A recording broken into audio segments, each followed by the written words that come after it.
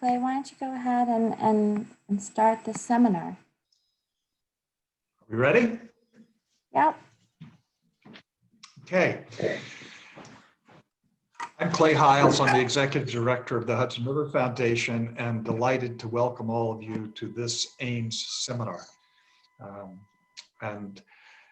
This particular seminar is, I think, particularly appropriate because the nature of the topic involves so many people from our community, researchers, policymakers, and there are many activities associated with the topics that the presenters will be discussing shortly that involve the community.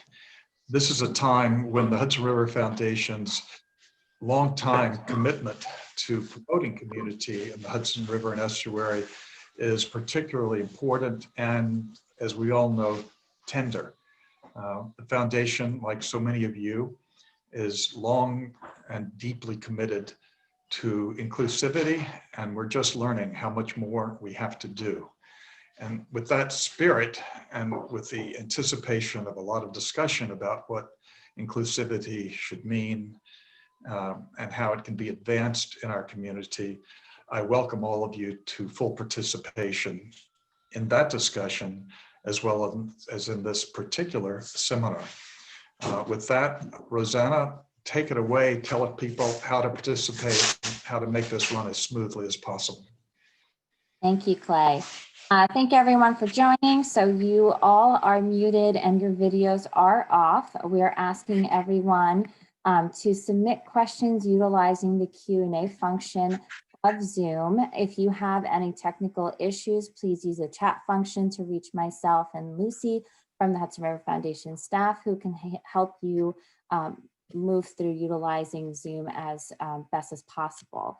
This seminar is being recorded and broadcast live to our YouTube channel. If you're looking for materials from this presentation, it should have been in the email you received earlier today from your registration to the event, as well as on our hudsonriver.org website.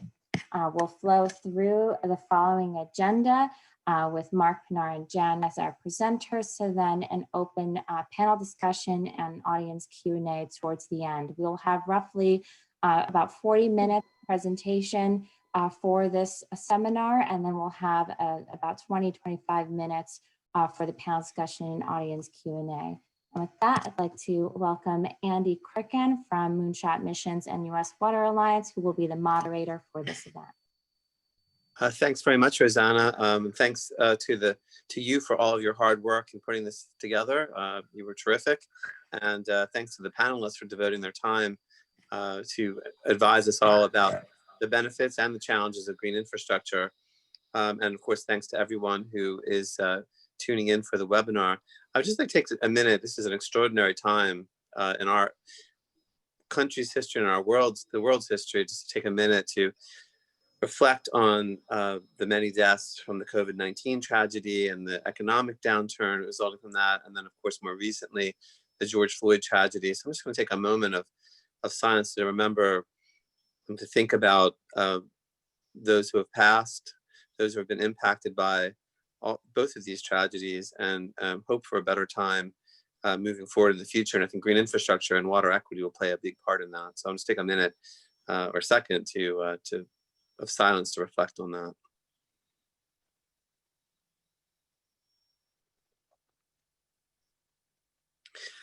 Thank you. I think that these issues that are going on in the world and in our country, have redoubled everyone's attention on the issue of equity, and that includes water equity. So there's a need to work toward equity in all areas, and water equity is there are many issues there. I mean, I think the predominant thing for me is that a person's zip code should not determine whether or not they have safe drinking water, whether or not they have sewage backing up in their basements or clean waterways, or are able to afford their water. Everyone has the right to water, and I think that with this greater focus of equity that we're experiencing, I'm hoping and seeing that there is a greater focus on water equity issues as well. Things like lead in your drinking water, as I said, clean waterways, combined sewage flooding, combined sewage overflows, affordability, and also water workforce initiatives. Green infrastructure can help to lead to greening communities, to reducing combined sewage flooding, reducing combined sewage overflows, providing green job opportunities. So green infrastructure is almost the poster child for ways in which water utilities can be intentional and thoughtful about accomplishing their water quality mission while also realizing benefits for their communities. And we're lucky to have three terrific panelists today that will tell you about their programs. The first up is, as Rosanna said, Mark Camerata from the Philadelphia Water Department. Mark is the Deputy Water Commissioner for Planning for the Philadelphia Water Department. I've known him for many years, and he is a great champion for green infrastructure and a great champion for community benefits. His division is leading the efforts for the Green City Clean River, Clean Waters program, which is really the landmark green infrastructure program in the entire country and in the world. I know that when I worked in Camden, we borrowed much of our green infrastructure program directly from Philadelphia, and with a lot of Mark's help. He has over 21 years of experience in water engineering and environmental planning, and I'm very glad to be able to hear what Mark is going to tell us about green infrastructure. Mark, take it away, please. Cool. Thank you so much, Andy, and I really appreciate that context introduction for all of us here.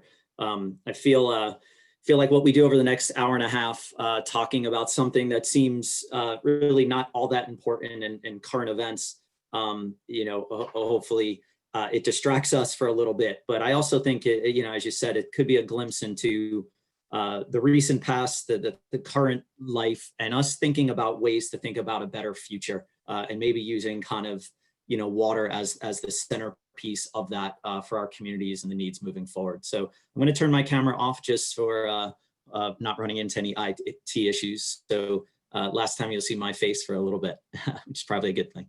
All right, you can go to the next slide. I always start with the mission of the water department, only because it really makes the point of what most utilities, water, wastewater, stormwater utilities, what our responsibilities are, right? High quality drinking water, managing wastewater and stormwater effectively. But the second part of our mission, if you can toggle to the next piece, Rosanna, I think adds an element of where we need to go as water resource management. And that's really thinking about customer, about thinking about equity, cost effectiveness, the involvement of the public, and realizing and embracing that we are kind of an economic engine for the region in which we serve. We're also environmental stewards. So you add those elements to the mix, and what we think of is a way to deliver services a lot differently than we've done in the past. So the water department has a ton of responsibilities: CSO requirements, MS4 permits, degraded and poor habitat in our stream channels, subject to TMDLs for sediment, for PCBs. We're also providing drinking water for 1.6 million people when we actually only have jurisdiction over 1% of our water supply watershed. You add to that kind of stakeholder goals, and the wants and needs of our community, and a lot of these unknown future regulations, whether that's, flood mitigation, climate change, nutrient management. And it forces you as a water resource, firm, entity, utility, to think about integrated watershed management, which is really the foundation of our CSO plan. Next.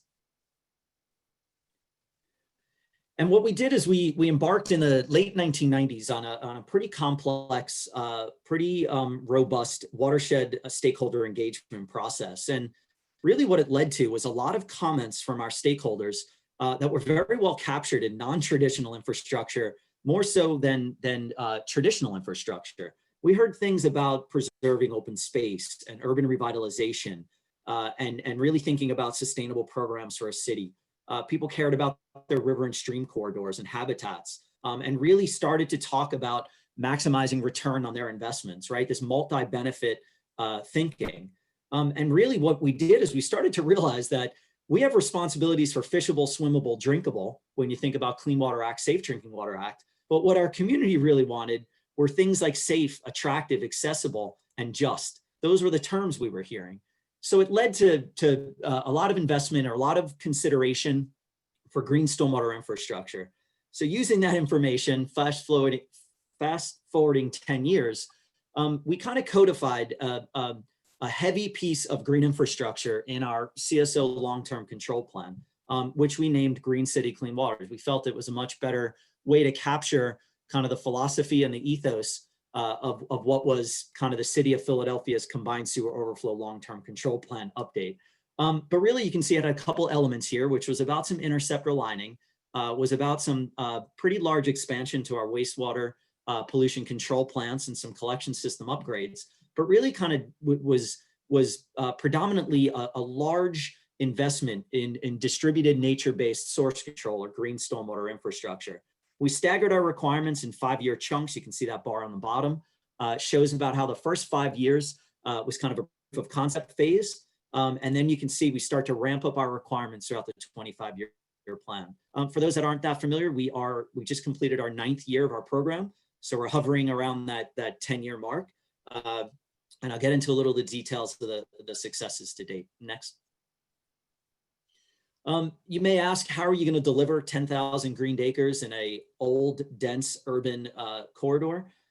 So we really started thinking about delivery mechanisms even before we started to think about our consent order and agreement.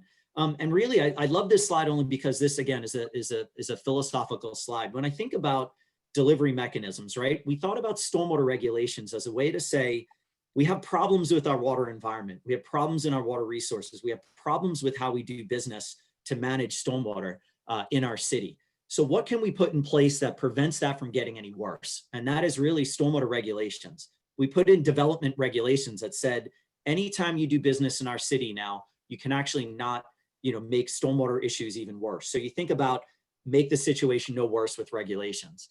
We thought about incentivized retrofits. So what is actually already built out? What does that built environment look like? And we basically said, well, if you're generating stormwater, can we give you incentives? Can we manage that land area a little bit differently to actually incentivize a retrofit to take some of the burden off the system?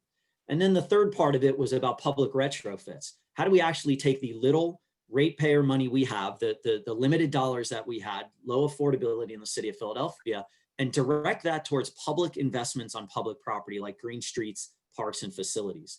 So between those three mechanisms, we kind of put pieces in place to deliver large-scale green infrastructure. Next.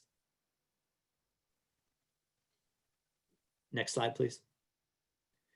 So I don't need to go into the stormwater regs, but really what it did is any earth disturbance over 15,000 square feet had to manage stormwater for water quality, volume, rate, treatment, had flood protection, channel protection requirements in there as well, E&S controls, and public health and safety rates. We actually established this a few years before our CSO plan.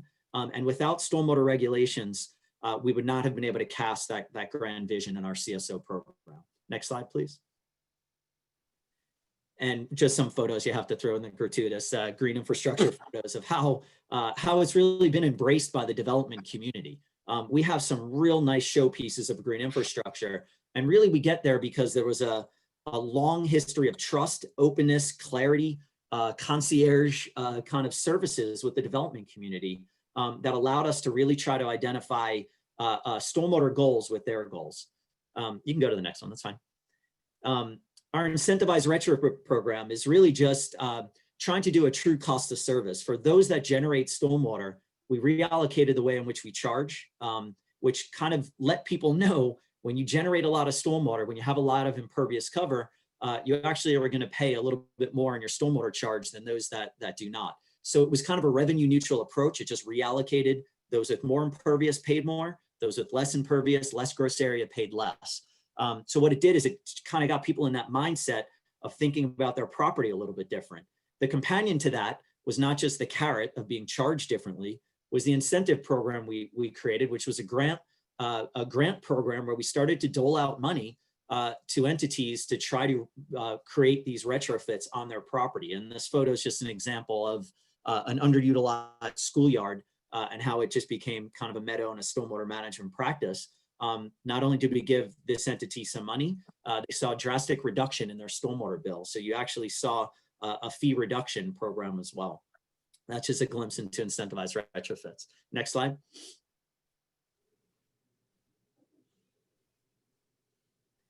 And then our public investments, again, just some green photos here: green street work, green vacant lands, green schoolyards, green park and rec centers, green train station area. So really just trying to integrate green infrastructure practices in what was kind of underutilized hardscape in our urban corridor. Next slide.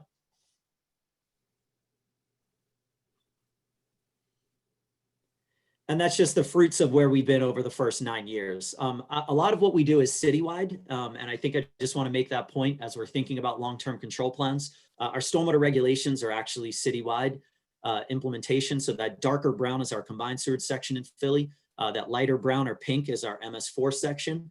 And then the blue area, the dark blue, light blue, is our rivers and non-contributing area. But I wanted to show some statistics as well that our regs actually delivers a lot of stormwater infrastructure in our MS4 area.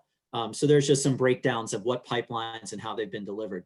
What I want to note here, without you having to do the math, is that 80% of our compliance success to date has been delivered through our private development regulations and through our public-private incentives program. And that we've done about 20% of our delivery to date has actually been through public retrofits. So just reiterating the importance of harnessing the power of private development. Next slide. So, I always want to focus a little bit on so what have we learned, right? So that's just some of the success, and it's going to be impossible to do in the time we have. So I just wanted to give a little glimpse into this wheel that I've been using. The slide's probably as professionally old as I am. But really, there's just so many elements of the green infrastructure life cycle. So, there's lessons with data systems and tracking and development impacts and standardization and feedback loops and monitoring and maintenance and innovation and research and workforce development and cost accountability, city policy, city governance. It's a large world, and happy to talk in more detail with anyone who's interested in this. But I just wanted to grab a couple slides and give some lessons learned. So if you can go to the next one. The ones that stood out to me: communication, education, and outreach. A lot of times water utilities get criticized. You can't really have an advertising budget or a marketing budget, right? The water sells itself. People have a need. I couldn't disagree with that more. If you're really trying to get people to value water, you have to educate them on the benefits of water. So just really kind of explaining to people what it is you do on a daily basis using every outlet possible: stenciling, blogs, website, homeowner retrofit programs, social media, art installations, tours, you name it. Next. Standardization. Just trying to document everything you do. We have, I think, over 60 documents on our website now. I provided 2 hyperlinks here. Really trying to not have people reinvent what's already been done, or trying to be as crystal clear with what it is we need them to do. Green Street design manuals, landscape manuals, maintenance manuals, plan review manuals, our retrofit manuals, how we want survey and CAD drawings and standards done, how we submit applications, you name it. We've tried to document all the standardizations before it, which allow people to deliver and implement at scale. You really start to think about this as a long-term investment in this infrastructure when you treat it like any other manual that's been every other manual that's been developed for traditional water sewer design work. Next. I mentioned the stormwater regs and the incentivized retrofit, but really thinking about project delivery mechanisms. I threw some buzzwords in here, but banking and trading, fee and lieu, mitigation, density bonuses, kind of acquiring easements in advance, but constantly thinking about when you want to deliver infrastructure, what are some of the other tools at your disposal? So these are all kind of nuances of ways that we can create public-private stormwater management practices, how we can further incentivize development in stormwater management, creative mechanisms for us to either acquire easements or buy infrastructure using buyback programs, but basically just a reiteration of the power, again, of private delivery and what pay-for-performance contracting and public-private partnerships can do. Next. And then maintenance. There's a lot on this slide, but the reason I bring this up is only because each of these colors represent a different element of your maintenance cycle. And I know, at least personally in Philadelphia, the biggest concern people have about our programs is the cost of maintenance. And I really just want to caution people about what they're understanding about maintenance at this point. There are so many elements, whether it's personnel, contracts, design standards, the way that we're doing business. So each of these things kind of represent a different type of contract or personnel change or design or planning standard that has come online in the, since the early days of the program. So over 8 or 9 years, you can see the growth in the program.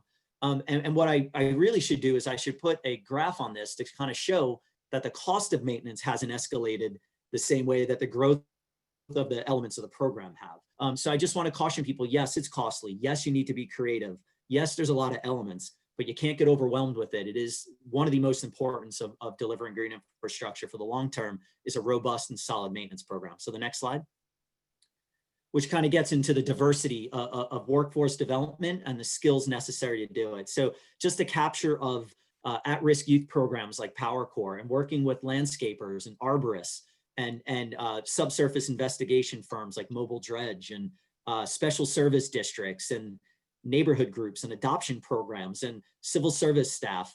All these folks are part of the maintenance workforce life cycle, and there's just a massive opportunity to continue workforce development, entry-level work, ultimately leading to, I think, long-term stable job creation around green infrastructure. Next. Monitoring. You got to make sure this stuff works. So the lessons learned about monitoring. This stuff does work. You monitor because you're looking at performance, implementation, cost effectiveness. But really what we're seeing is that these sites are infiltrating. We're seeing faster drain down times. We're seeing excess storage. All these things give us the ability to think differently about how we implement green moving forward. Next. So here we are, we're creeping up on year 10. We have about 900 greened acres in the pipeline up until COVID, when every single project went on halt at this point. So we anticipated meeting our year 10 requirement. We may have to request a force majeure time extension, but we're still kind of learning what the impacts of COVID was and our milestones. But I really bring this slide up as a segue into this very brief second part of this presentation, which is we have to deliver an evaluation and adaptation plan in October of 21. And yes, we think we're going to meet our year 10 requirement, or we may need an extension to do so. But you can see we have a long way to go with green infrastructure. We know it's worked. We've seen changes in our community. We've kind of standardized and institutionalized the way we do business. We have ideas for growth moving forward, but we have the ability to think about evaluation and adaptation moving forward. So the next slide. So the Clean Water Act amendments of January 29, which really started to, I think, bring about integrated planning at the forefront again, give us a real opportunity to think about program adaptation, but also allow us to kind of recast integrated planning and think about integrated affordability moving forward. So with 10 years of success under our belt, I really want to start thinking about where we're going as a utility for not just the next 15 years of our compliance program, but maybe how we think about recasting our program moving forward. So I'm just going to give kind of a rapid kind of succession of slides here to just say, these are the things we have to consider at Philly Water that I'm sure other folks that are on this webinar have to consider as well. But if you go to the next slide of things to kind of factor in, we do have obviously the regulatory requirements and balancing priorities and aging infrastructure, but we don't have enough money. And I guess that's the point here, is really the blend of balancing the regulatory environment, integrating our responsibilities, and also integrating our affordable rates program. So next. This slide just shows obviously those that have been compromised the most from heat stress are also locations in our city that have the most shutoffs and have the lowest medium household income in our city. So we obviously have an equity issue. So when I mention affordability and I mention rates, it obviously disproportionately affects a lot of folks in Philadelphia. We're at 26% below the poverty line, with the majority of that 26% in the high poverty. We have a tiered rates program that really try to protect our lowest income residents. So we now have fixed rates depending on how much money, fixed water bills, wastewater and stormwater bills based on your level of poverty in our city. So what we've tried to do is protect rates for the lowest income folks in our city. We're looking at projections of having to triple, if not quadruple, our linear asset replacement rates in the not too distant future. Next.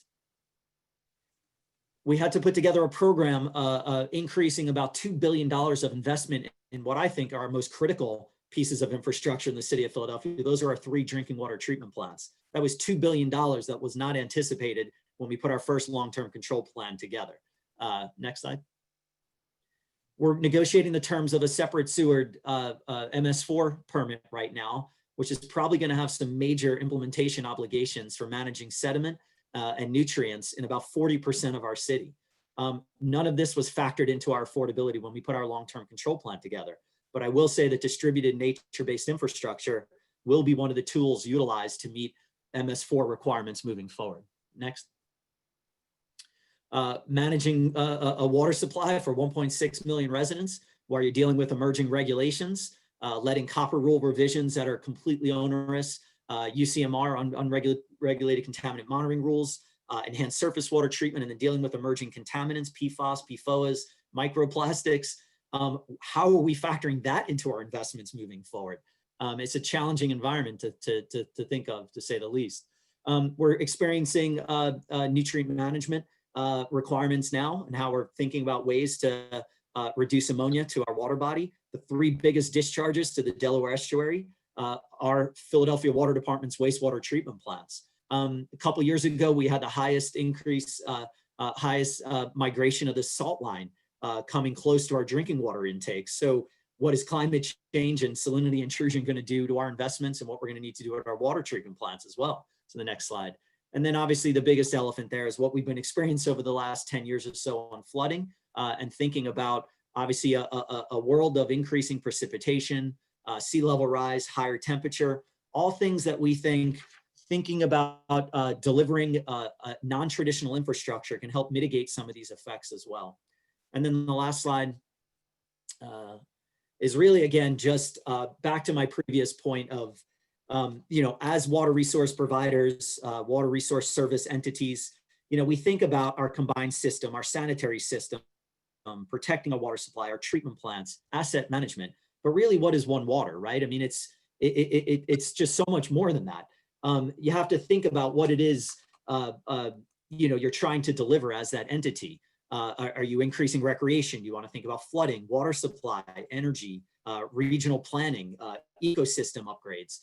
So really, this is just kind of taking advantage of what we've known with distributed nature-based infrastructure, figuring out how to change the way we do planning, design, maintenance, monitoring, activating the private community, creating workforce development, engaging research and technology providers, our sustainable business community, better communication and collaboration, and stakeholder engagement to deliver what we think is beneficial infrastructure. So really thinking about how we've delivered green to date and how we factor in where we need to go in the future, thinking about all the responsibilities we have in the water resource sector.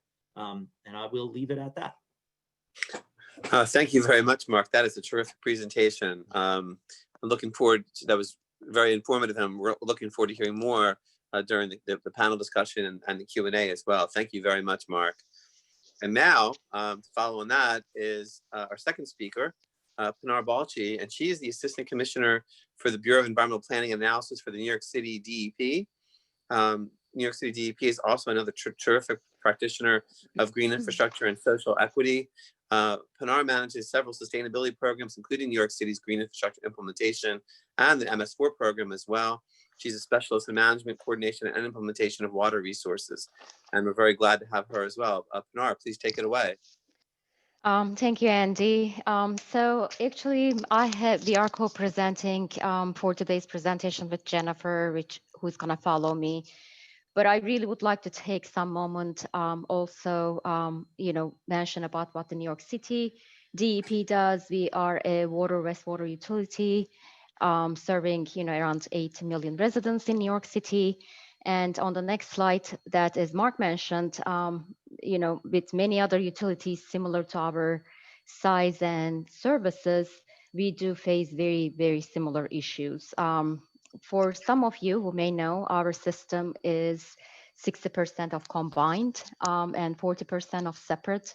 So we have this competing needs among the program. On the wastewater side, we have a very large CSO mandated program, which we already invested around $4.5 billion, and recently finalized 9 long-term control plans, which are, most of them are either approved or to be approved, or submitted to our state regulator, which commits us another $5+ billion on the CSO mandates alone. We have an MS4 permit, which again, some of you might be watching when it's gonna come up online. It's in the next 30 days, we'll be actually finalizing the permit and asking for public comments. That's gonna add additional requirements, but mostly on the wastewater side, we have competing needs on the TRC, total residual chlorine, total nitrogen, very similar to Philadelphia, especially on our Upper East River plants and Jamaica Bay. On the drinking water side, similar PFAS and turbid and algal bloom. So, you know, the list goes on and on and on. And then we recently hit with this COVID-19, which really made us to take a, you know, short break. And instead of using as more of a fear, and I know a lot of us have gone through this very roller coaster type of an environment with some losses and, you know, some rethinking, we said, you know, actually we may have a better package in light of what's going on.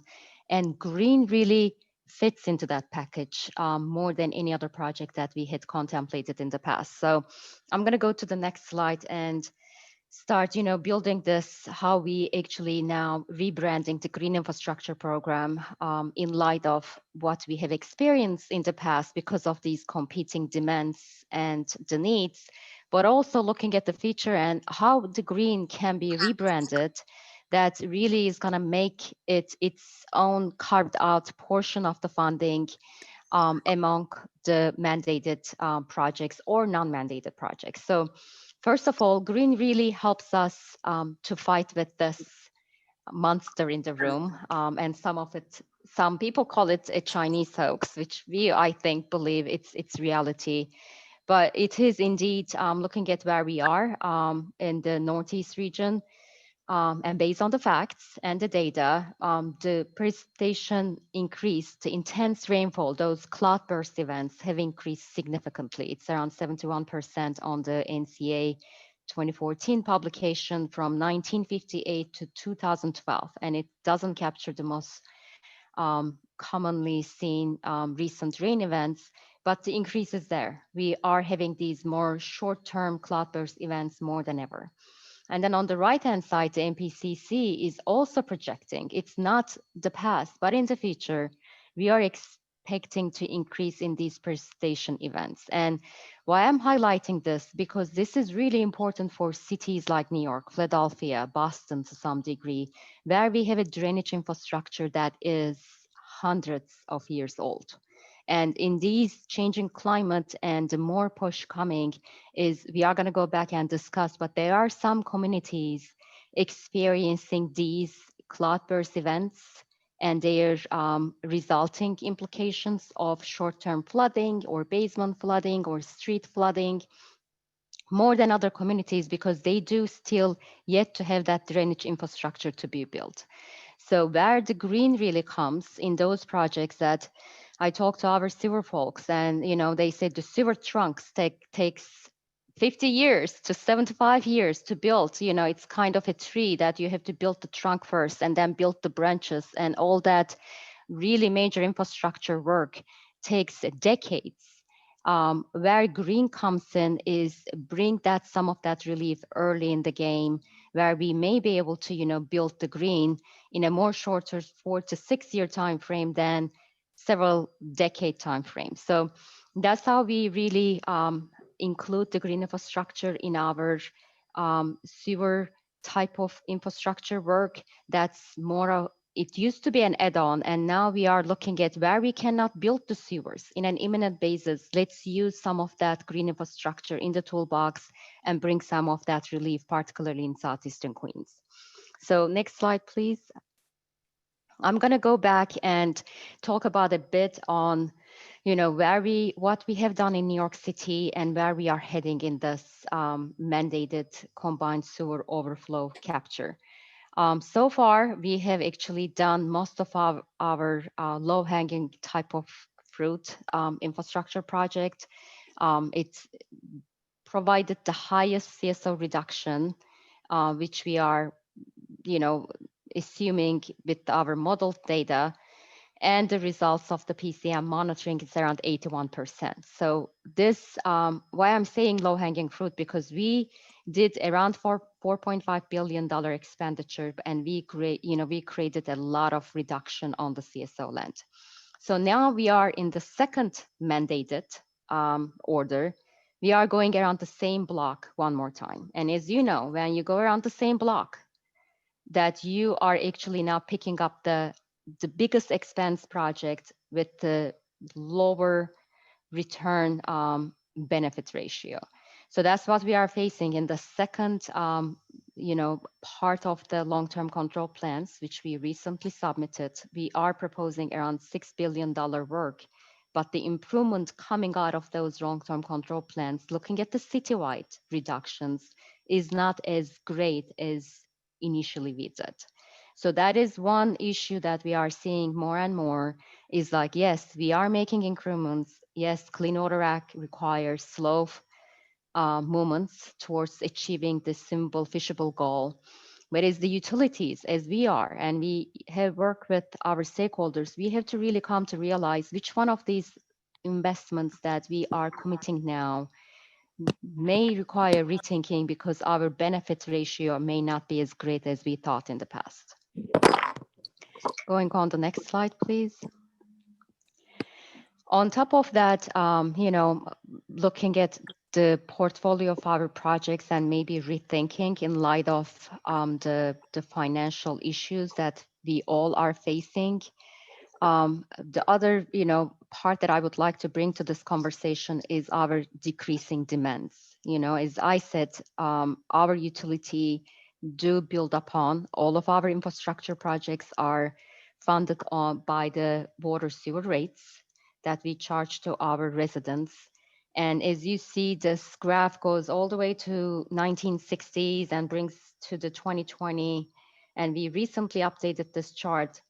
But one line keeps showing is this inverse relationship. Although we are getting more people, we are using less water. I mean, that's, of course, it's a good story, because now, a lot of that water demand management type of projects, the water conservation, the messaging, we tell our kids not to take a shower in the summer months more than 3 minutes.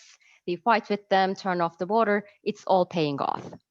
But the problem is, as a utility as we are, once our demand keeps going down, that's going to mean one thing. Either we are not going to be able to fund the projects that we envision to fund, or we are going to make those very high rate spikes that nobody likes, and to be able to continue the service that we deliver and build these mandated projects. Next slide, please. So I'm going to, take us back again on the green infrastructure. And, we've been thinking a lot on how our green infrastructure, as we initially planned in 2012, when we signed our consent order, which dictated us to make the 10% of the impervious acre, it's around 7,800 acres in the New York City, and retrofit those to be able to meet the consent degree requirements by 2030. And soon thereafter, we signed the consent decree. We realized that is not going to be a goal that we can achieve, because New York City is very urban. New York City doesn't have enough land to be able to achieve that kind of a retrofit approach. So we said, let's look at, instead of counting these beans, let's look at how much of a volume that we have to reduce. That's going to make a difference once we implement this program. So soon thereafter, around 2014, 2015, we said, what does that mean in terms of volume reduction? And we said the New York City DEP is ready to commit 1.6 billion from the GI program alone, that is going to meet the consent decree requirements. So while we are looking at this very unique program that's really tailored towards CSO reduction, we also said, there are other programs that we are implementing in New York City that could provide CSO reduction benefits. It may not be a green infrastructure, but if we really think about this green infrastructure differently and take advantage of our water reuse activities, where we really partner with our private partners and build some on-site recycling systems and calculate the benefits of those systems that do indeed achieve CSO reduction, can we really include them in our portfolio? So that's, I think, what I'm trying to convey here is really a new thinking on the mandates and even rebranding of the green infrastructure program that could achieve equivalent or better water quality conditions than the current plans that we proposed, and help us to fight with this climate change and flooding. And more importantly, we can really customize it on more geographic level, while we are also working with our treatment plant partners, looking and giving them additional opportunities on the secondary treatment at the treatment plant. Maybe, utilize some of that funding for modernization as a priority, or even automation that our treatment plant workers are saying, can we use some of these funds that we always have to carve out for mandated projects, but rather focus on and invest on our advancement of the INC and automation that brings this utility management concept alive. So that's what we are currently working on, this very much integrated and adaptive approach, so that we can allocate some funding towards these kind of improvements rather than mandated projects alone. So the next slide, please. So this is our new rebranded green infrastructure program, which we actually combined our famous green infrastructure group with our demand management group. And we are interchangeably using our ideas, which really fits well because, one group has a lot of lessons learned from the field that we can bring some of those lessons learned into how we implement the grant programs with the private partners. And, the green infrastructure program has a history on the green infrastructure grants. And now we are utilizing those lessons learned on our water reuse grant program. And we are really highlighting working with those private developers where they can not only achieve water conservation, but also provide CSO reduction in their proposed projects. So I think that has been a big improvement in this new thinking and integrated approach with our GI program. On the next slide, please. So now I'm going to talk about this, the traditional program that we started in 2012 and what we have accomplished so far.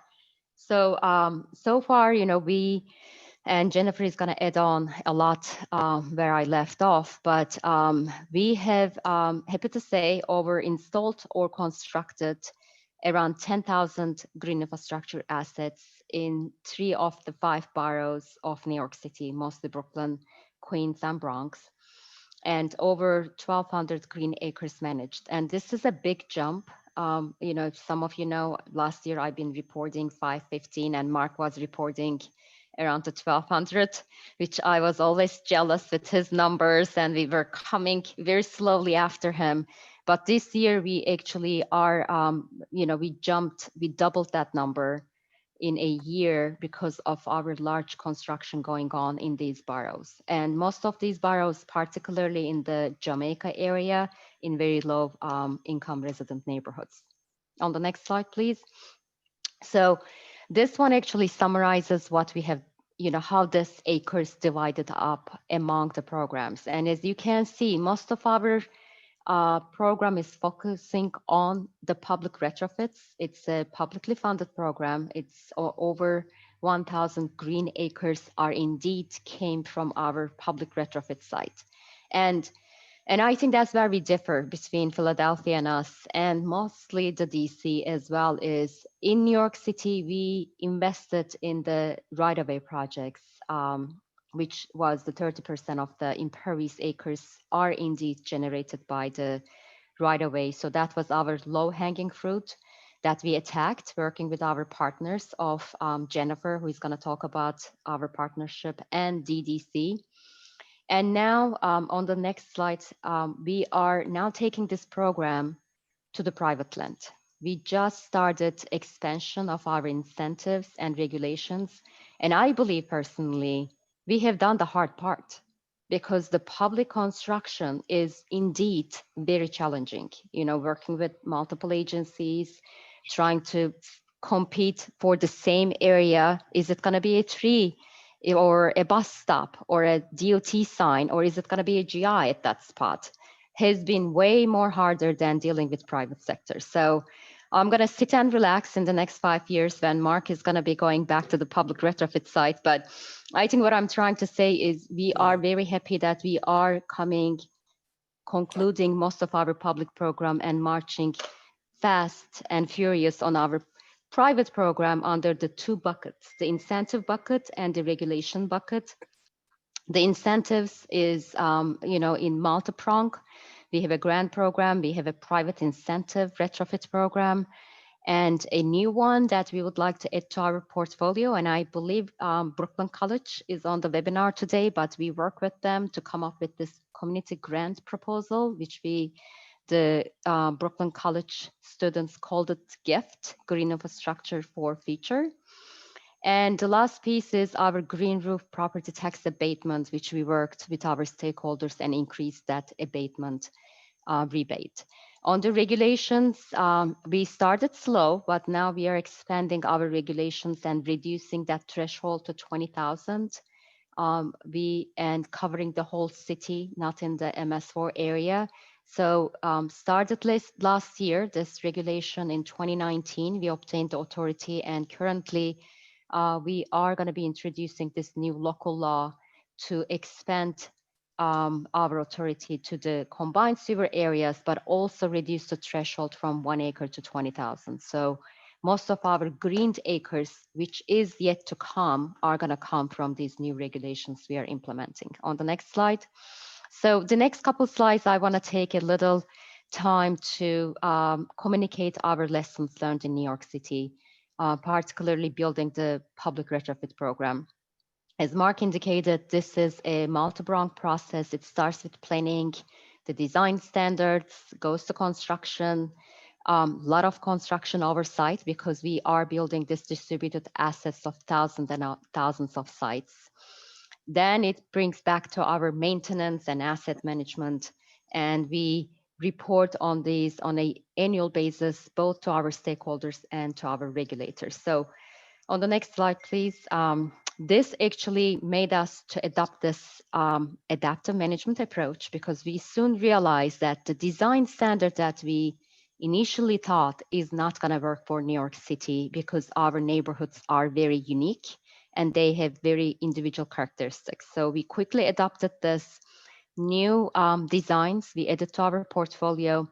As you can see on the left side, that is indeed a green infrastructure. We call it a concrete top green infrastructure. Most of the infiltration happens under the concrete. But this design allowed us to be able to build the green infrastructure where we couldn't have built in the past because it's a commercial block. This enabled us to still follow the DOT siting requirements, as well as the maintenance concerns of potentially generating a trash in a commercial neighborhood like this, but may not necessitate, a demanding maintenance regime on an infrastructure that we have built here. On the right-hand side, that is also a new design. We call it a grass top infiltration basin, and which we mimic the conditions prior of the site. And this is a big winner with our homeowners because they love getting a new sidewalk and also keeping their grass intact. So everything under that red arrow is actually an infiltration basin and a 5 feet, a lot of rocks and infiltration happening underneath it. But on the top, it resembles pre-GI conditions. Next slide, please. And so this is more the vegetated part of the portfolio. It's still majority of our green infrastructure are indeed vegetated. On the left side, we call these Cloudburst green infrastructure because they are huge. They are 20 by 10, and we don't have that many luxury, but we have in this several Queens neighborhoods, we're actually lucky to get this design. And on the right-hand side, these are our green streets, where we have a median or a triangle or a bump out. We take an opportunity and we work very closely with our partnering agency DOT because they use it as part of their Vision Zero portfolio that can increase the safety of the street while also providing stormwater management. On the next slide, please. So another lessons learned is, the consent order milestones dictated us to come back with a very expeditious and very aggressive implementation rate every 5 years. And I believe, I always joke about this, but it's kind of crafted to make us fail because there is no way in a city like this that we can implement that many distributed assets in a 5-year cycle. It's just impossible. The procurement and the siting, the design, the 5-year cycle is impossible to achieve. So every time I go and attend a webinar, I encourage for those who are crafting new requirements, pay attention. We shouldn't be counting beans here. We should be really making these green infrastructure to work for his life cycle. And in order for that, we need time because there's a lot of lessons learned from the field. And one thing that I want to highlight here is on the left-hand side, you may not be able to see, but there's actually a landscape kind of a rink material that we start implementing. We call it a trash capture area. It's a banded landscape material, but that actually came in after we built the system, and we had to do a change order to be able to implement this. But as you can see, it's really helping us to collect the trash in these green infrastructure where there's a lot of trash coming from the streets. So we need some time to be able to build this, test them, collect some lessons learned, work with our maintenance crews, and then amend and incorporate that design changes in the next generation of the construction, rather than just producing a similar design with same mistakes. So I think that is very important to feed from this adaptive management and from the field observations. And on the right-hand side is actually our inlets that we have recently built for these infiltration basins. And our contractors have become very creative working with us and coming up with these low maintenance tools. We thought that we need a vac truck to clean, and our contractor said, no, you don't need a vac truck. You can actually bend a shovel as an L shape and bring a sump pump to pump the sump, and you are done in 15 minutes. So they did a very nice demonstration for us, which potentially has a huge savings on our maintenance protocols moving forward. Next slide, please. So I highlighted this program flexibility and reprioritization. So New York City, different than Philadelphia, we started our phase 1 in the public right away. And our phase 2, which we are currently ramping up, is on-site retrofits, which we are targeting the public housing, parks, and schools, who has the biggest landowners in New York City. And we are partnering with them to retrofit that land. And phase 3 is our private property, which is incentives/regulations is following. But I think, having different cities adopting different approaches is really very helpful because we both are doing different pilots in our cities. And this is going to help other cities starting their programs to see which one is actually going to work, which one of these phases are indeed going to come in at the end of the day to be able to make the green infrastructure successful. Next slide, please. So I'm going to end with this. And Mark mentioned our green infrastructure success is really education and those homeowners working with us, because these distributed assets do exist in front of their property, especially in New York City. So we came up with this flyer. It worked. It took us 2 years to get the approval by PDC, who is the design commission in New York City. And finally, we are installing it. And on the right-hand side, one of our homeowners actually came up with their own sign, which it says, warning, city gas pipe here, please don't throw trash. And it really worked. That site never collects any trash. And I believe he didn't spend 2 years to come up with it, but there is those homeowners who are actually taking these infrastructure because they are in front of their property and helping us to be able to make the program success. So I know Jennifer has a lot of lessons learned, so I'm going to actually transfer to her. That's great, Pinar. Thank you so much. A terrific presentation. We're definitely 2 for 2, and great to hear from you and what New York City is doing. In Philadelphia, New York City, we have 2 of the great leaders in green infrastructure in the country. And now we're lucky to hear from Jennifer Cass, and she'll be our 3rd and final panelist before the Q&A session. Jennifer is a Senior Vice President at the New York City Economic Development Corporation. She has her mission to drive economic and sustainable growth in New York City. She has over 20 years of experience in civil and environmental engineering, and she has expertise in stormwater management, erosion and sediment control, roadways, and projects that create and preserve natural environments. Jennifer, please take it away. Okay, and thank you, Pinar and Mark, for great presentations so far. You can go to the next slide. I'm actually going to skip this just to keep us going, and I'll just jump right in. So just want to give a little bit of background. People always ask, what is EDC? Who are you guys? Are you a shadow government? No, we're not. We are a kind of subsidiary of the City of New York. We are contracted through the Department of Small Business Services, and just listed out some of our goals and missions. And this runs through the whole gamut of our organization, and to build strong communities, build them sustainably. And then we also work on a lot of workforce development opportunities and investments in emerging industries. Go to the next slide.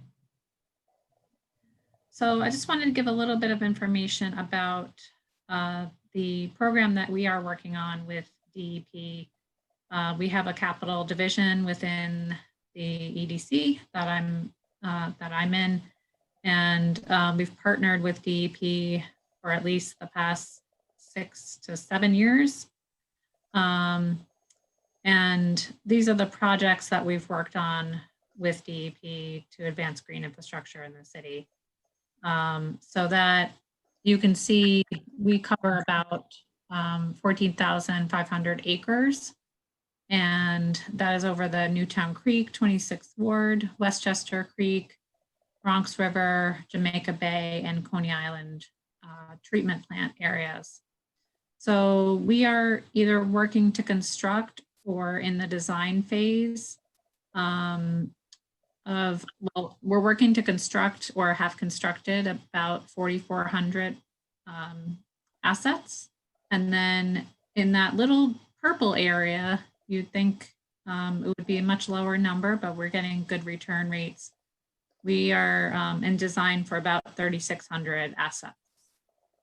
And then, as Pinar mentioned, we're also working on a lot of public sites that include schools, NYCHA housing facilities, as well as parks. And those are in the Bronx, Queens, and Brooklyn, and are about 53 locations scattered throughout there. All of this requires a huge team, which we do not have at EDC. We have about 7 people working on this, amongst other projects that they manage. So we really rely on our design and construction management teams. We have about 21 design contracts, and 6 CM contracts to manage all of this work. It's a little cut off at the bottom there, at least for me, but our total portion of this program is about $540 million. And I'm happy to say that most of that is in active construction. You can go to the next slide. So how do we do this effectively?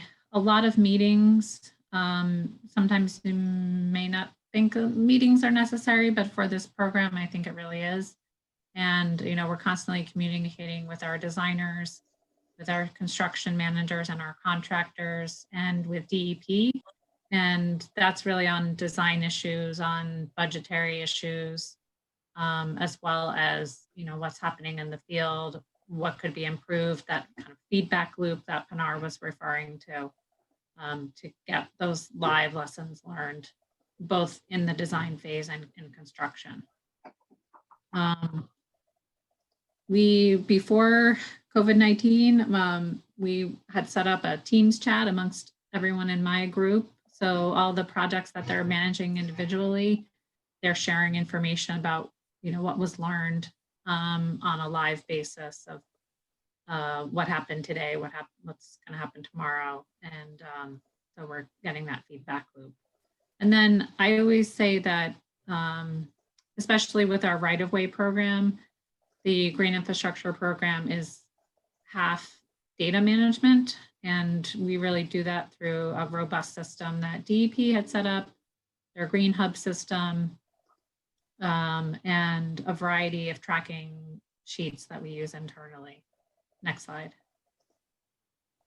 Okay, just running through some of the challenges we've experienced throughout the program.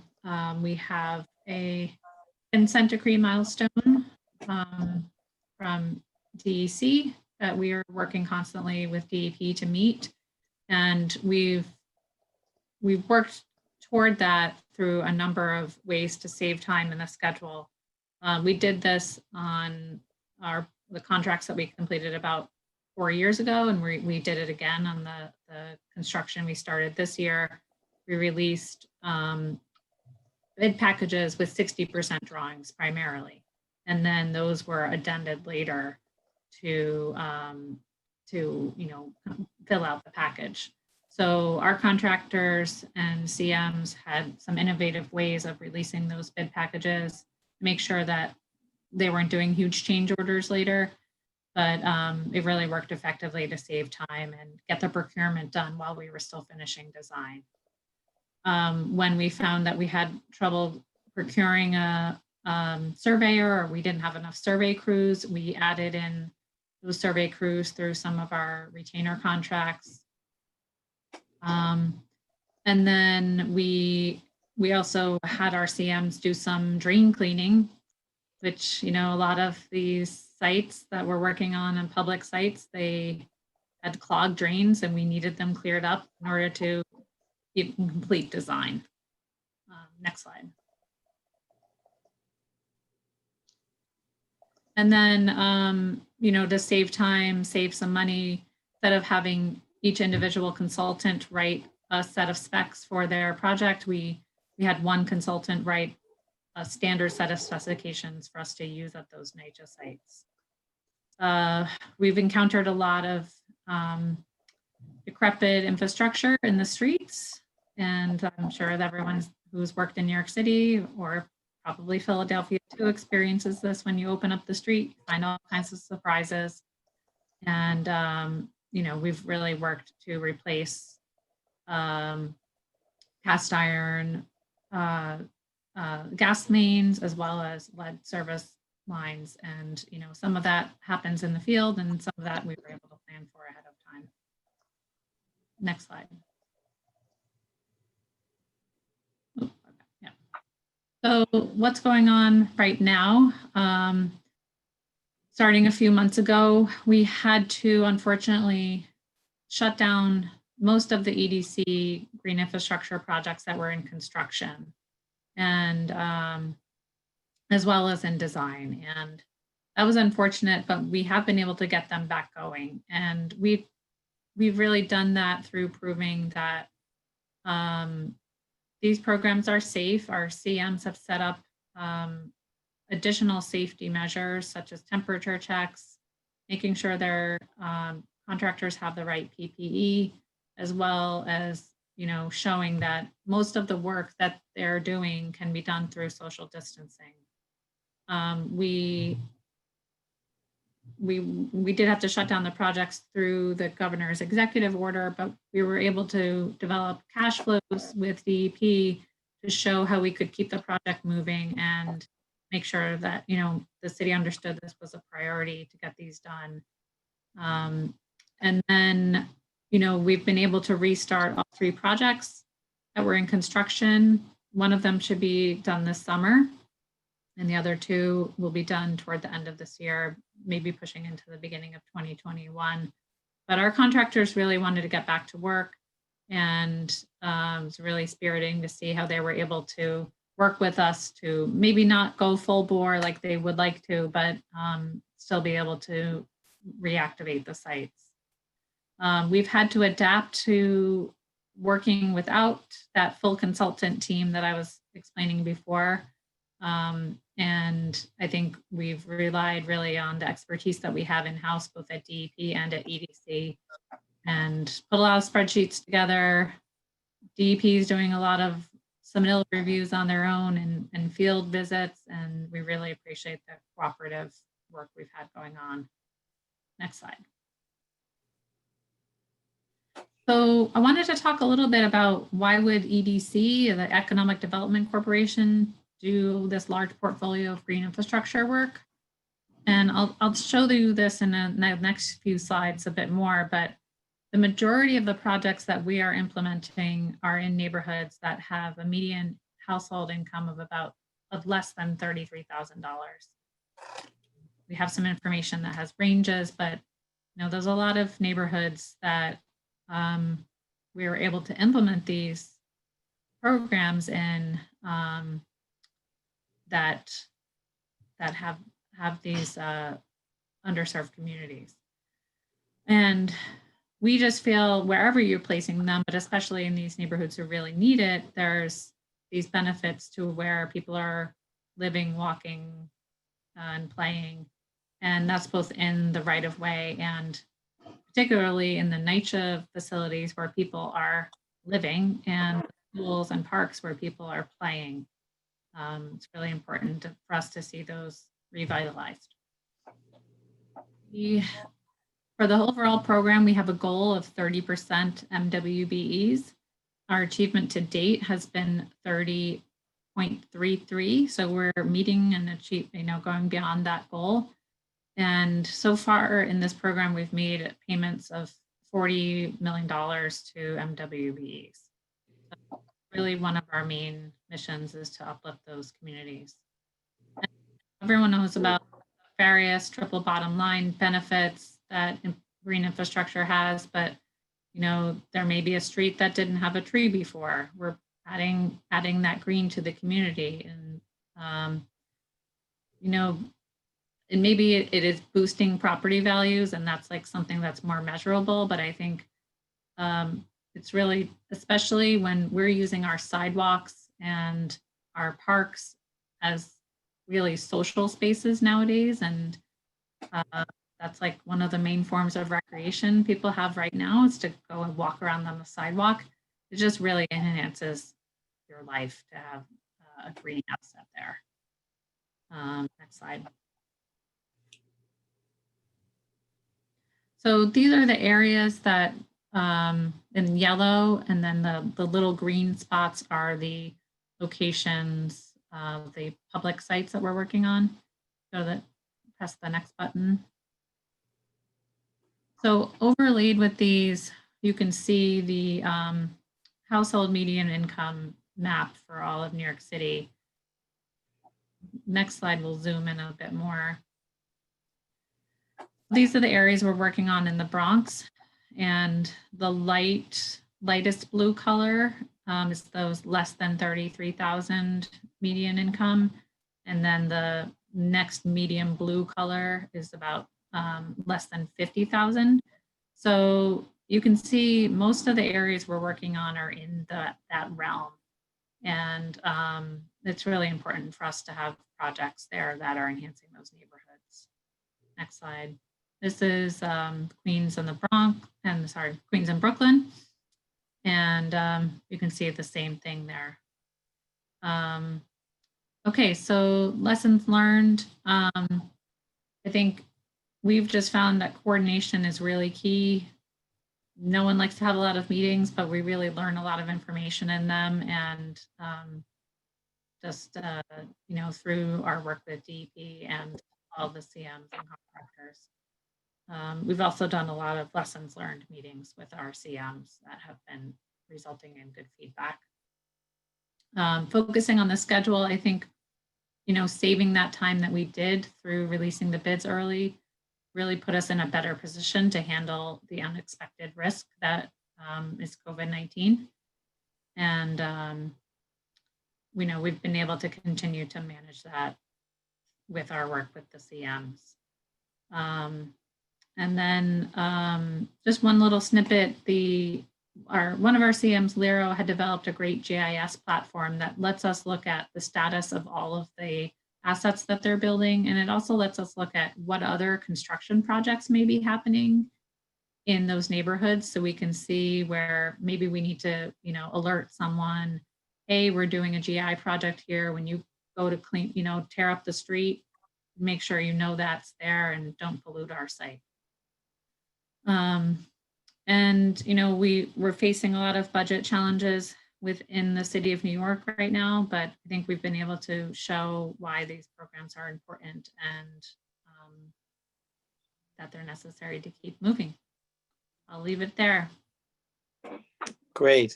Jennifer, thank you so much. Wow, 3 terrific presentations, and thanks to all 3 panelists. If there was an opportunity to give you all a round of applause, this would be the time, but I'll certainly do it, because I thought you did a great job, all of you. And we're very, very lucky in our region to have 3 terrific practitioners, both the agencies, but also these 3 presenters today, and a lot of really good information, I think, for everyone who attended. I know we're running a little behind time, Rosanna, but so I'll leave it to you to sort of call it. But I think we'll start with the panel discussion, and I will ask you to sort of let me know how you're feeling about you know, how much time we can go beyond the original 3 o'clock endpoint. So the first question for the panel is, how can utilities best invest public dollars to meet community needs while also meeting regulatory goals? And actually, since I'm a former utility manager and green infrastructure practitioner, I'll take a first shot at that, just very briefly, before I'll turn it over to Pinar, then Jennifer, and then Mark, sort of changing it up a little bit. I would say there are 4 things that one should do as a utility manager. And I should mention that I used to serve as the executive director of the Camden County Municipal Utilities Authority, a utility located in Camden, New Jersey, that borrowed very heavily and gratefully from Philadelphia Water Department in green infrastructure programs. So the question again is how to best invest public dollars to meet community benefit while also meeting regulatory goals. And I would say there are 4 recommendations that I would make. The first is really, and this might be the key to everything that each of us are doing, is the notion of intentionality. The idea that we are going about our work with an intentionality to make the most good, do the most good that we can for the environment and the public that we serve. So we're always looking for triple bottom line benefit in all the projects that we're implementing. And I think that you heard that from Mark, Pinar, and Jennifer, and that certainly has been the philosophy in Philadelphia and New York City. Second, I would say, is to look for the optimal combination of green and gray infrastructure. I often hear people argue about gray versus green, and to me, I think that is a sort of a false question. And really what we need to look at is the optimal combination, because 100% green is very unlikely, only because it's just a lack of space. But 100% gray is really missing out on an opportunity for public benefit, as you've heard from Mark, Pinar, and Jennifer. The benefits from green infrastructure that would be lost out if someone implemented an entirely gray solution. The third thing that was very helpful for me in Camden was using the state revolving fund. In New Jersey, it's called the New Jersey Infrastructure Bank. and they funded all of our green and gray infrastructure projects to eliminate combined sewage flooding. So we were able to make significant progress with regard to the long-term control plan and to reducing combined sewage flooding and combined sewer overflows without raising rates for our customers. The State Revolving Fund in New Jersey offers a 30-year low interest loan program, less than 1%. I know in Pennsylvania it's called PennVest. I don't recall what it's called in New York State, but each state has their own program. But utilizing such a program, 30 years payback and less than 1% interest, and in some cases principal forgiveness for green infrastructure, really makes the project affordable, so you can achieve public benefit without raising rates or adding rate burden to your customers. And then the fourth thing I will say is a stormwater fee. So Philadelphia used it, and you heard that Mark say about that the green infrastructure is 80% private, 20% public. That's going to be a great advantage for New York City when they turn to private, as Pinar was saying. But the stormwater fee significantly enables the city to reduce its cost burden on its ratepayers.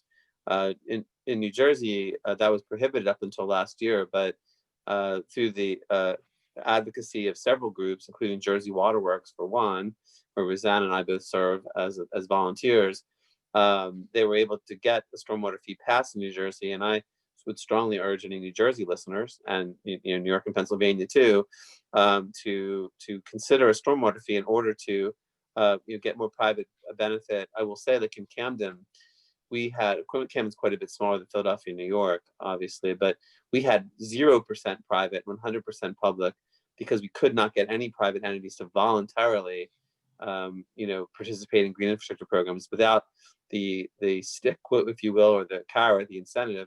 They weren't willing to do it. So I would strongly recommend. Whereas in Philadelphia, with the presence of a stormwater fee, you heard it was 80% private, 20% public. So these incentives work, and they are just, because and I know we refer to them as a rain tax, but that's absolutely not true. If you have an impervious surface in a combined sewer system, as the panelists know better than I, every time it rains, these properties are generating combined sewage that require the same amount of pumping and treating as regular sewage that's generated. And so therefore, those impervious surface owners should pay their fair share toward pumping and treatment. Otherwise, it's an unfair burden to regular ratepayers. So I'll stop there. Those are my 4 recommendations. Then I'll turn it over to the panelists to see if they would add their thoughts. And a lot of these issues were brought up during their presentations, but I'll start with Pinar. Well, actually, you stole my talking points.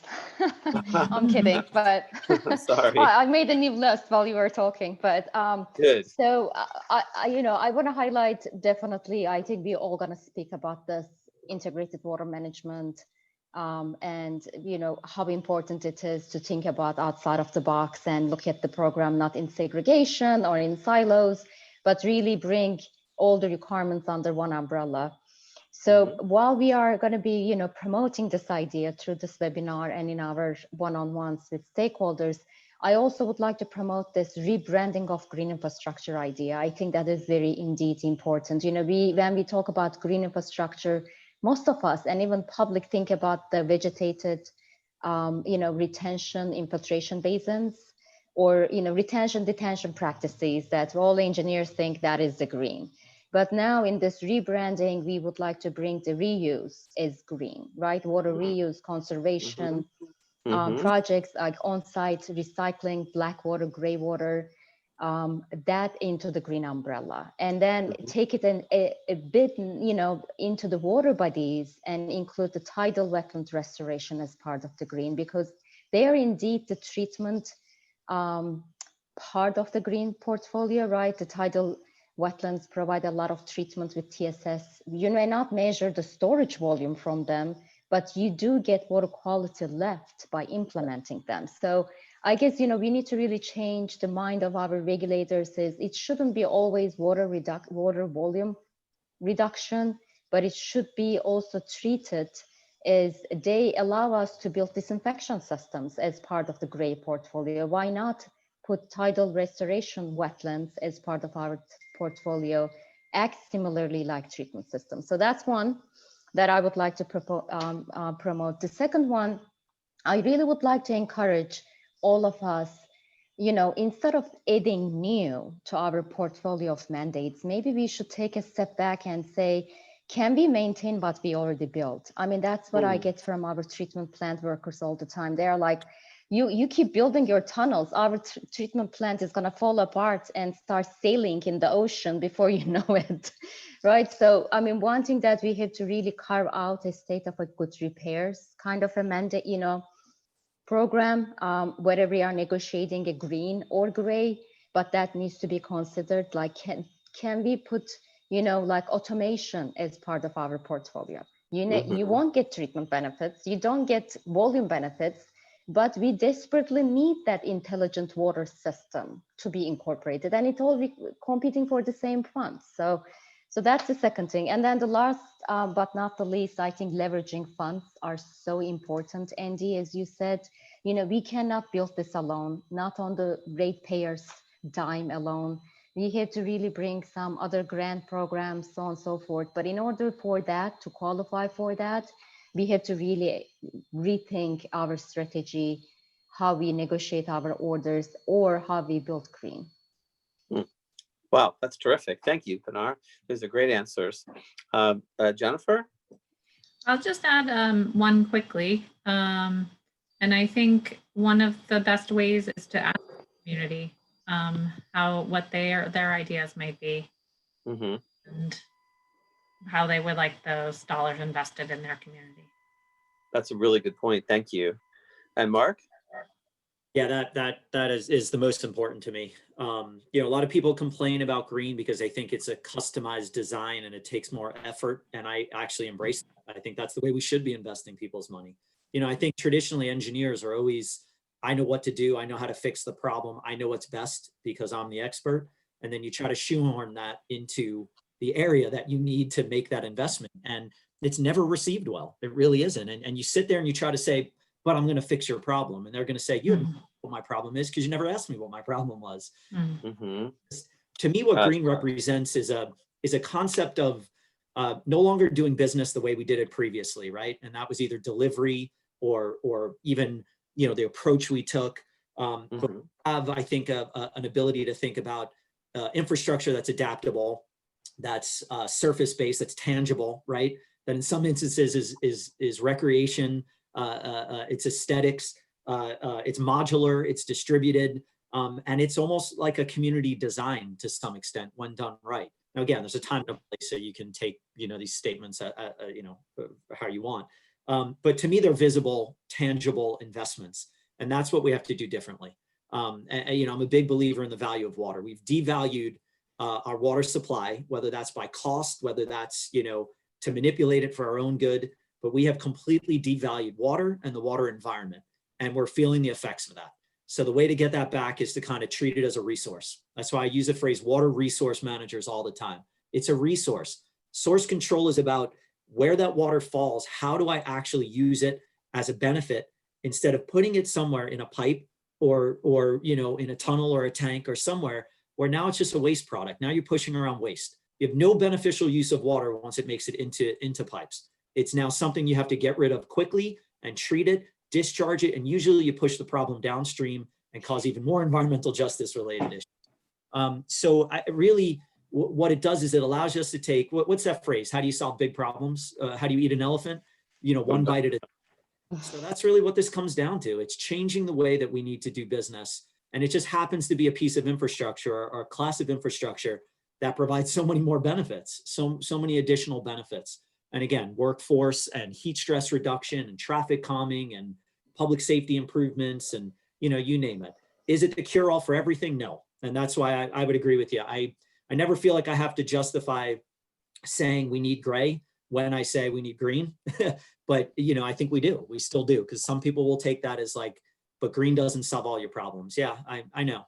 But I want to do stuff differently. Green allows us and affords us the ability to do stuff differently, work with new partners, new funding streams, new methods, new technology, new design approaches, new community groups, new everything. It's just, it's what we need to do to change the way we've been doing business.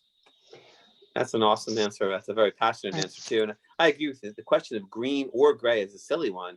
really green and gray, and but when in doubt, green is definitely better for the various triple bottom line benefits that you just described. I'll push ahead with the second question, and I'll start with Jennifer, then Mark, and then Pinar. How is it? Do we have time, Rosanna? Yeah, I just wanted to make a note, since we are 2 minutes out till 3 o'clock. We do still have a number of participants on the line. So if everyone, of the panelists, if you are all okay, we can go on till 3:30, just so we have enough time to cover everyone. So I just wanted to give you guys a time check. Great, thank you, Rosanna. Yeah, I think we have 2 more panel questions, and then we will go to the Q&A. I think we have 10 so far that I saw. That are still open. So second question is, how is adaptive management of green infrastructure working, and can that be used to achieve both regulatory and community goals? And I guess start with Jennifer this time. Sure. I think overall, our biggest concern when our contractors go out in the field is how they're going to maintain the site during construction and then afterward. Mm-hmm. So, we've worked with DEP on a lot of ways that can go smoother, from including things in other construction permits that make it very clear and have diagrams on like what they need to do to seal up a bioswale, to different types of plant selection. And I don't mean things that will like just be hardier, but maybe even plants that'll grow up bushier and prevent trash from blowing into a site. So a lot of this just goes back to the feedback loop that Pinar was talking about. And, we always say like what we're doing is not a research project, but it is like 5% a research project to know what's going to work in the field and what's going to work in one neighborhood versus another. And like the infiltration basins, we actually, at the end of our Newtown Creek project about 4 years ago, we were having so many problems with dumping at some of our bioswale sites that we retrofitted them on the spot to, after maybe a year of maintenance issues, we just changed them over to infiltration basins, and they're still effective. But we just realized those were not good locations to have green popping out of the ground. Great, thank you. That's a great example. Thanks, Jennifer. Mark, how about you? I know both you and Pinar talked about adaptive management in your presentations, but Mark, how would you answer that question? Yeah, I'm going to do it 2 different ways. One is really more from a regulatory standpoint. I mean, to us, adaptive management meant, put requirements in play. If you meet them, great. If you don't meet them, what are you going to do to kind of, catch up? So it allowed us to basically balance an ever-changing regulatory environment. In this case, it was CSO, but the idea was always to kind of link it to affordability, and use a technology that allowed us, again, to adapt that technology to learn, its effectiveness, but to basically kind of enact or get involved in a compliance order that allowed us to make modifications if it worked. If it worked wonderfully, do more. If it didn't work, what's your alternative? So it allowed, kind of a way to deal with the very strange regulatory world we live in, which has only gotten worse. But then, adaptation from some of my previous points is just, it's easier to deal with stuff that's a little bit smaller and try to figure out how to design it differently, how to change its function, its use, its siting, its partnerships, its funding arrangement. It's just a different type of infrastructure that allows you to nuance a little bit more. When you start getting into $100, $200 million investments at a time, it's that whole kind of, you may think you're building in a factor of safety, you may think you're solving all the problems you're ever going to run into, but it's kind of a single objective, point in time, hope you got it right kind of investment, and that's there's risk associated with that. So it's kind of adaptation from a thinking about how you're adjusting to the its, but also adaptation of to me, thinking about the regulatory environment and making sure you're willing to integrate the new, like a global pandemic and how that affects you moving forward. Right. Yeah. That's terrific. I mean, and it sounds to me like one major takeaway was not only to be thinking about it, but making sure that you were had the intentionality of negotiating it into your consent agreement ahead of time so that you had that flexibility. And I know our mutual friend Howard Newcroft had a lot to do with that.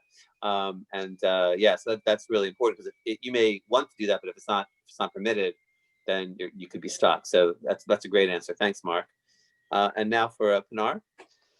I'm going to approach similarly to Mark. Can you guys hear me? Yeah, I'm on Yes. mute. Okay. So in terms of our milestones, in the order that we have signed in 2012, we hit this very aggressive milestones that the first one coming in 2015, that we had to retrofit 1.5% of the 10% imperviousness in New York City, which equates around 1181 acres. So that was a major goal, like we had to run in 3 years and build everything, which we knew we weren't going to be able to achieve. But then 5 years after, the second milestone followed, which became that 1.5% became a 4%. And then it's another 5 years, it becomes 7. And then, it goes up. And soon we came to realize, this retrofitting acres is actually are not the premise of this program. It is indeed designed for volume reduction. Right, we all agree that at the end of the program, whether you retrofitted 1,000 or 5,000 acres, your goal has to be a volume reduction goal. So we soon came, following the adaptive management principles, we said, let's look at what we are trying to accomplish at the end of this program, and then go back and try to, address that volume in alignment with the acres. So currently we are tracking volume reductions, acres, and money we spent, because I think those three are very important as this adaptive management approaches changes. Money also becomes an issue. What are you getting versus what you are building? And when that ratio is going to start switching from beneficial part of a green versus the most expensive part of a green, because we have to track all three items all at once. So that's more on the program side. On day-to-day operational side, as Jennifer mentioned, we have done a lot of improvements in our design standards, fitting these new infiltration basins in commercial neighborhoods versus residential neighborhoods. We also changed in our maintenance part of the contract that we said we require plant establishment period for under the contract. So now the contractors are indeed needs to look after these plants for 2 seasons, but once the plant established, they're off the hook.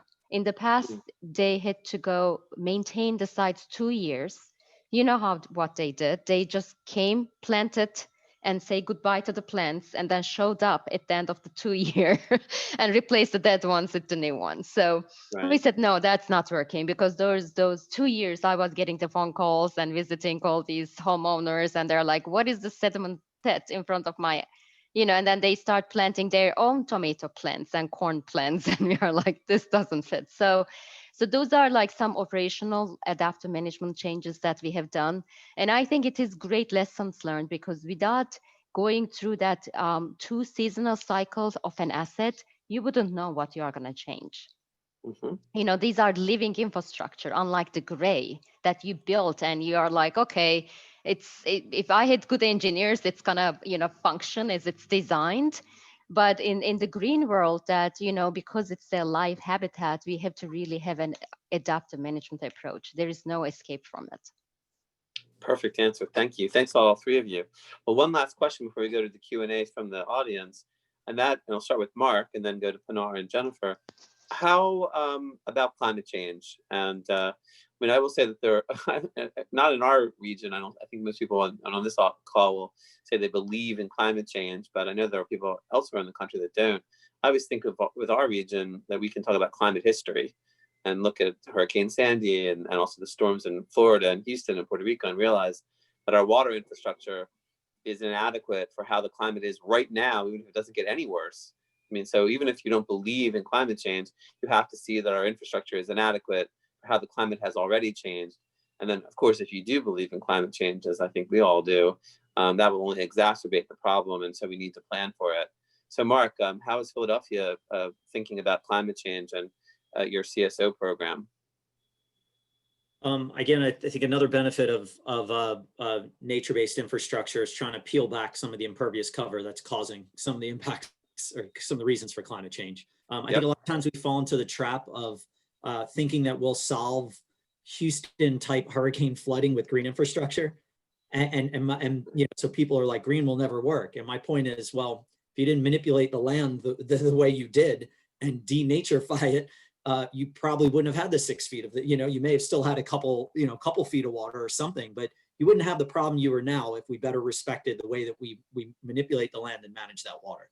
So I look at and I think honestly, heat stress is the one that worries me the most. More people died in Philadelphia in the last couple of years from heat stress related illnesses than they did from any kind of flooding activity.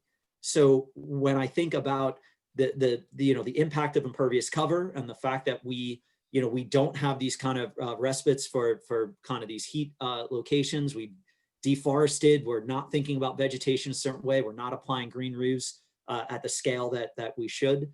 I really look at green infrastructure as a way to reduce the heat stress burden that is going to kill a hell of a lot of people in the not too distant future. I also think that aging infrastructure, where that is not that is not seeing flooding now, that little bit extra precipitation we're going to see as storms get a little more intense and we see a bit more of it, they're just going to, we're going to have less capacity in these sewers. We're not able to replace sewers at the scale, the pace, and the size that we need to.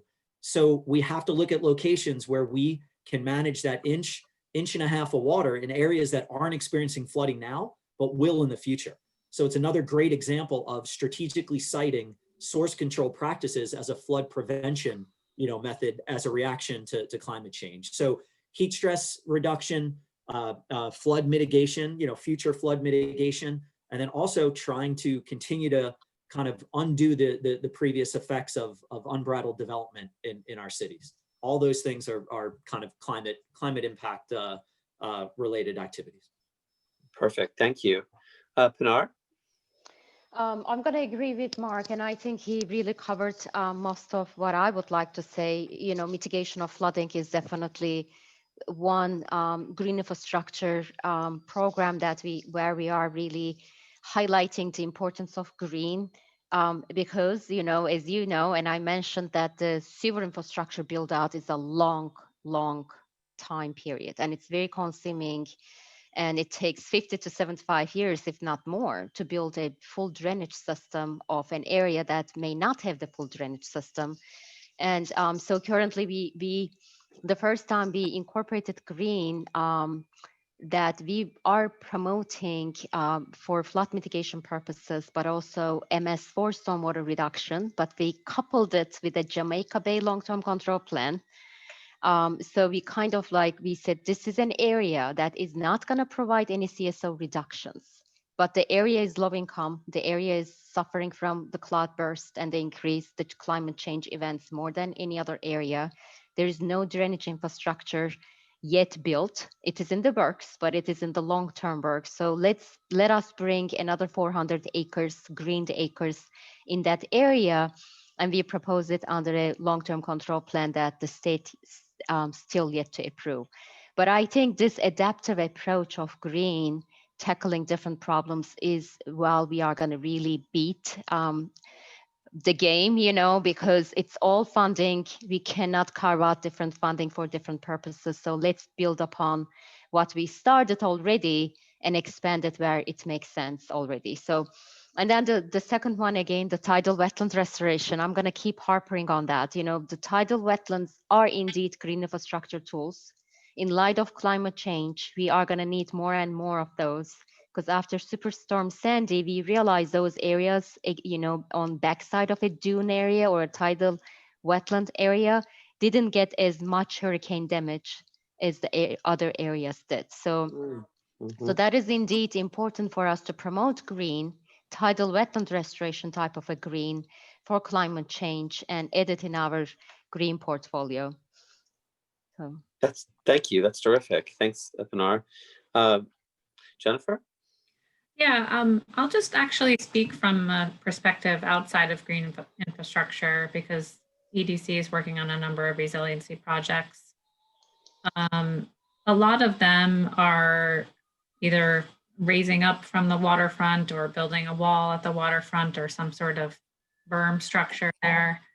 But I think the piece that we're missing, and I'm starting to incorporate into my projects, is really looking at a sustainability plan for the project from the outset and incorporating what the climate and greenhouse gases may be, both long-term for the life cycle of the project, but also in construction. So just looking at ways that we could potentially reduce that through either materials reuse or using different construction equipment.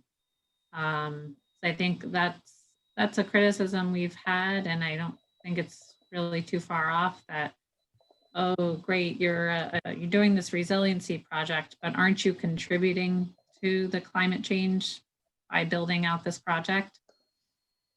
And honestly, we don't know because we're not monitoring those things. And so, doing a check, doing a life cycle assessment, and looking at the carbon emissions for the construction project as well as the long-term life cycle.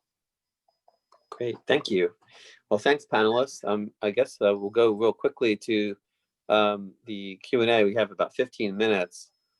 So let's see here. We have 12 questions, 12 open questions. And this looks like a question for the two New York City speakers from Noah. Getting stormwater out of the CSO pipes is a major priority. Are other city agencies capable of moving from their operations to help with the cause? I'm thinking of sites like the already constructed Staten Island industrial lands warehouses and specific private development initiatives. These two alone presented the largest opportunities for green infrastructure. How are we working with city planning and the New York EDC to affect big changes at those agencies to further your vision? Well, I can start. I mean, we do a lot of work with city planning, especially during the ULURP process that all private developers need to go through.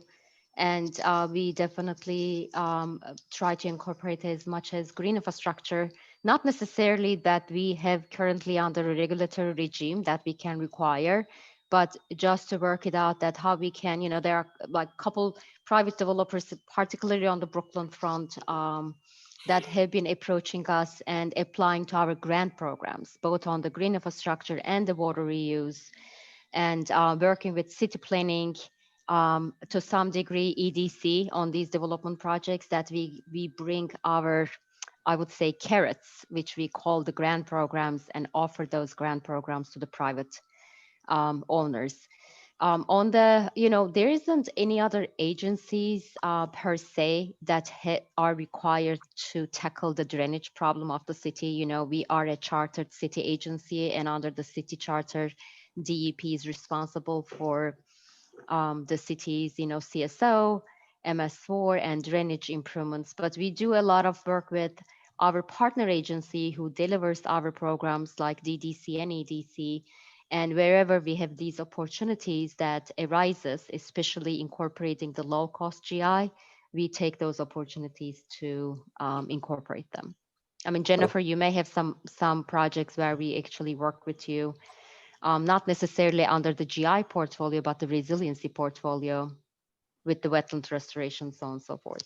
Yeah, I wanted to mention, it's not one of the projects Carl mentioned, but we just finished New York City's first land mitigation bank. That's in Staten Island. Yeah, that's a good one. Right in the West Shore Industrial District.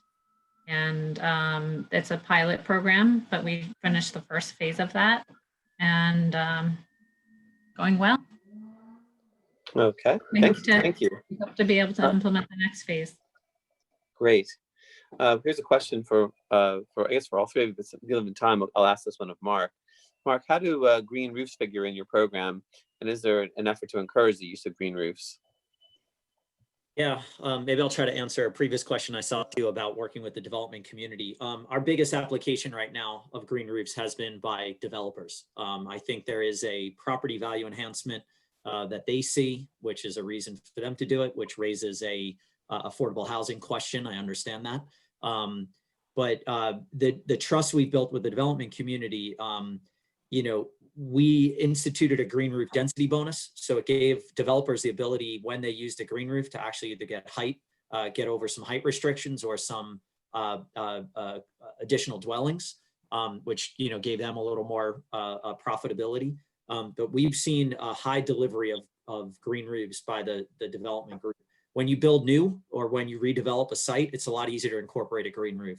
Whereas using it as a retrofit on a property. So if we're going to take a library and all of a sudden we're going to retrofit it with a green roof, it's just a bit more costly at this point in time. Although we have seen the cost come down quite a bit. Green roofs are an extremely vital, important tool moving forward. And my jealousy stems from how New York, I think, is going to try to integrate that, with solar panels and green roof technologies on private property, because that nexus of trying to get to rooftops and trying to manage stormwater, but also trying to generate energy is pretty important. So yeah, they're really vital from a heat stress standpoint, and when paired with energy generation, even better. Great, Thanks, Mark.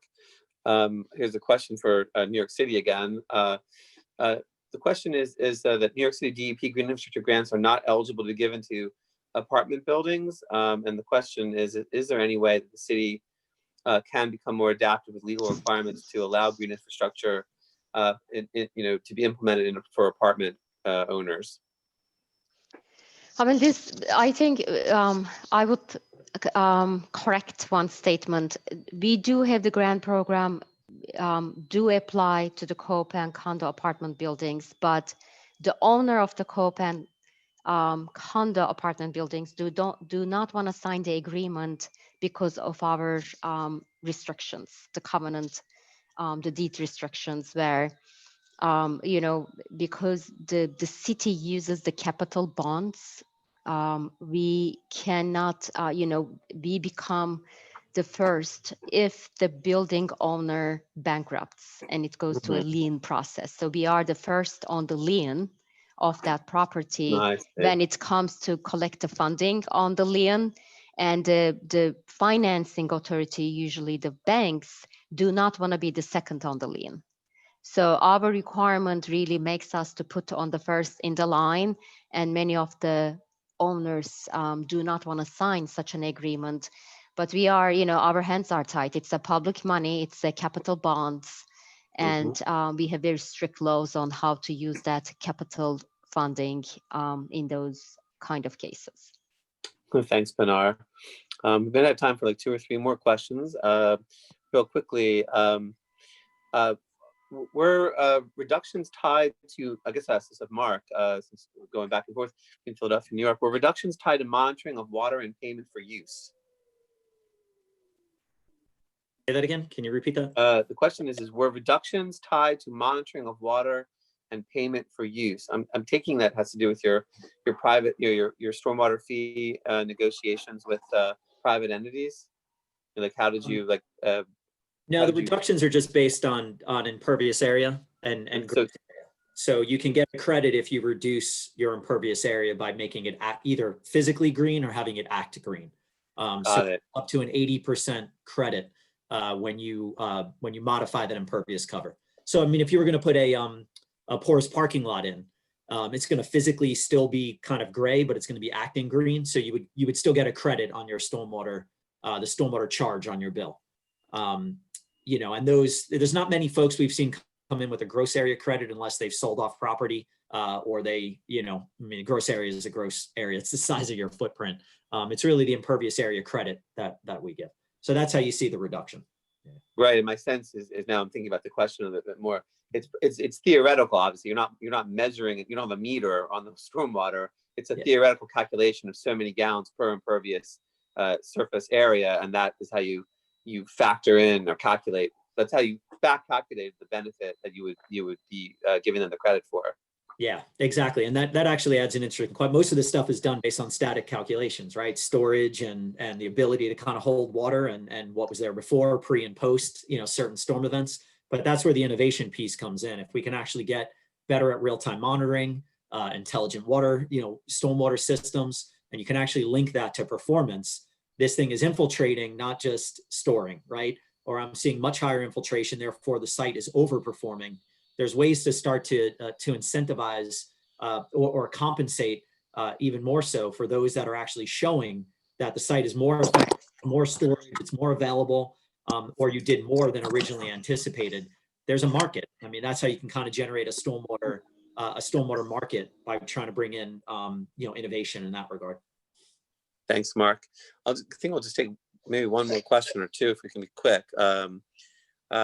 One question is, has the Long Island Sound summer oxygen levels shown any improvement yet due to the CSO output, having been reduced?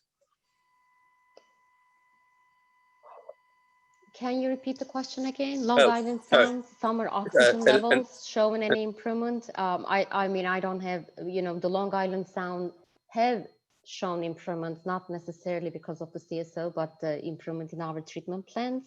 Okay.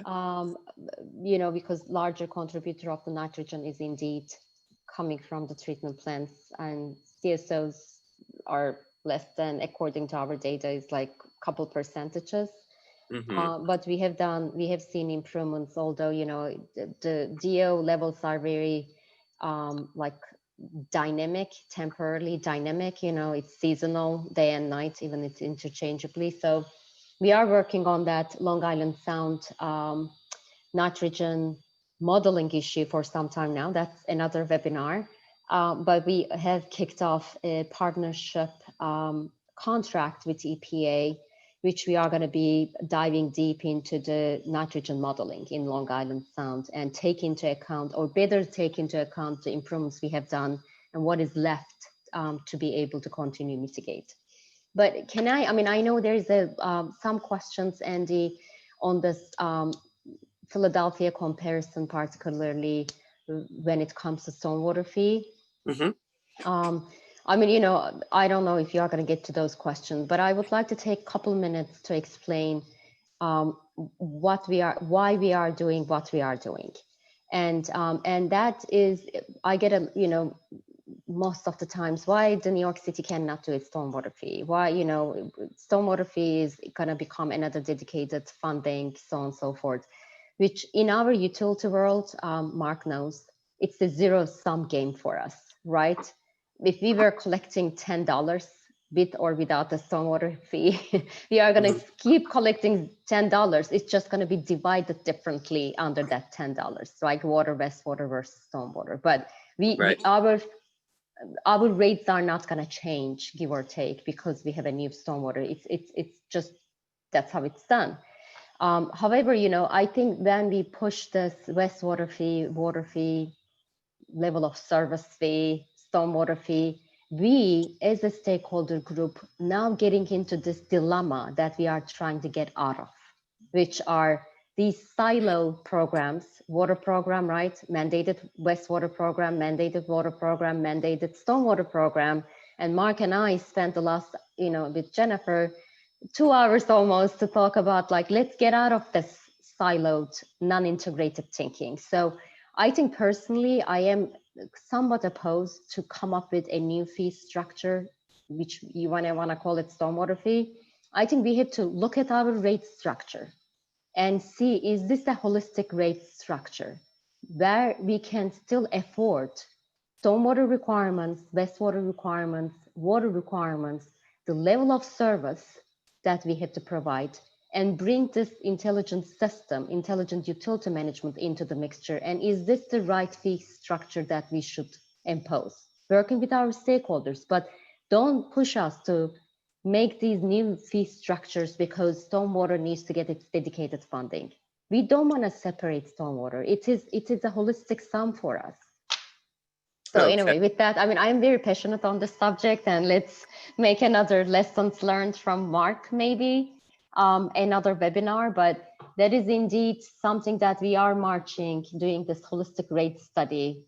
It is a new contract for us. And we promise that we are going to go through that path with our stakeholders, but we want to have a holistic rate structure, not a standalone stormwater fee.